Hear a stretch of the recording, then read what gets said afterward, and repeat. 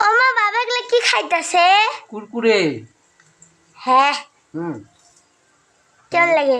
কুরকুরে কেমন লাগে? এটা চালের গুঁড়ার। আমা কি হয়েছে? কি কি রান্না করলা? আমি হুম এখানে হচ্ছে চায়ের জল।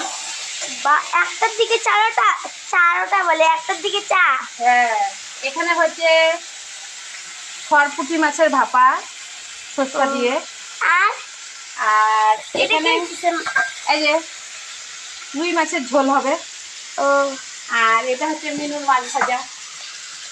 মিনু তো মাছের জন্য পাগলা হয়ে গেছে। আর এই যে চা খাবো, একটু চা বানাচ্ছি।